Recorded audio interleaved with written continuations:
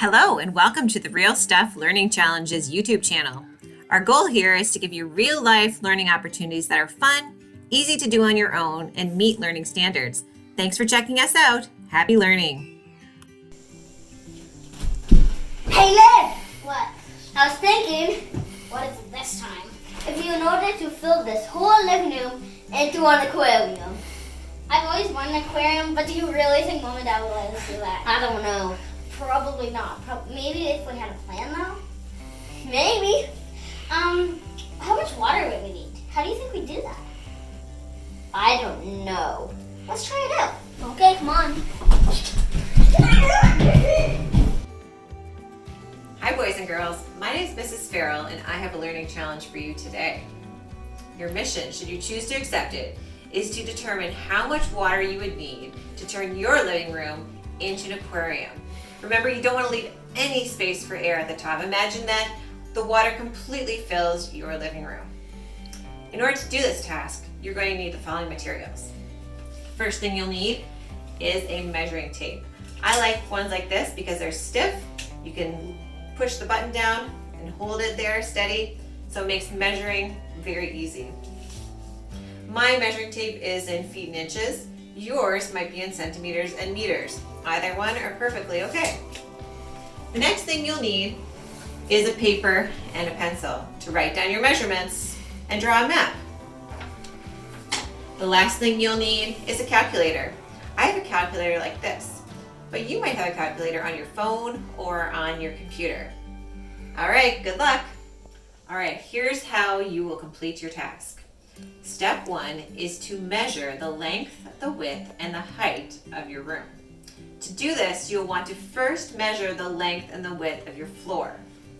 Like this. Imagine this is the floor in your living room. When you measure, make sure that the end of your measuring tape hits the wall.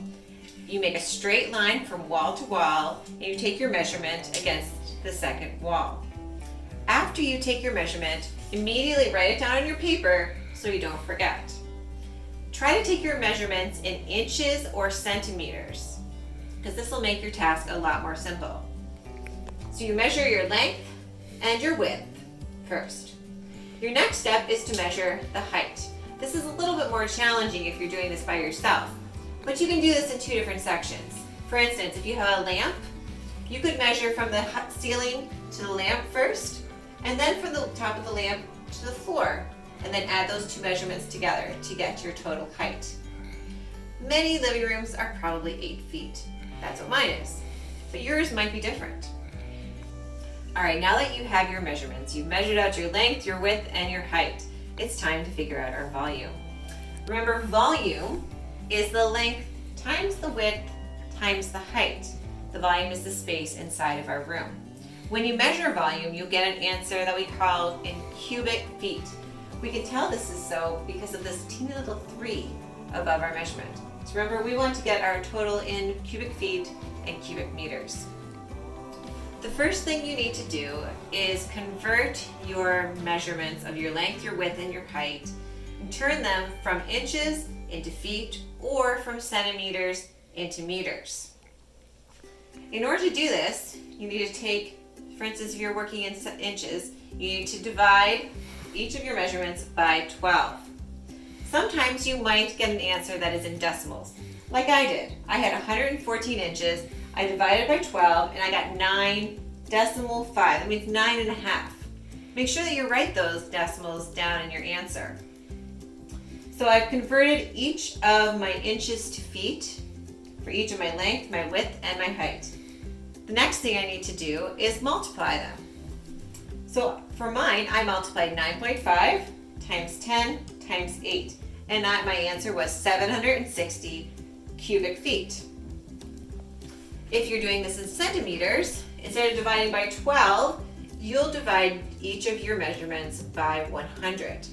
So if I was dividing this by 100, I'd do 114 divided by 100, 120 divided by 100, or 96 divided by 100. So pay careful attention to whether you're using centimeters or inches. Okay kids, that's all for our lesson for today. Now it's your turn. Go figure out how much water it would take to turn your living room into an aquarium. guys, did you figure it out? If you want the bonus challenge, do this for your entire home. Calculate each room and add it together. Until next time, bye!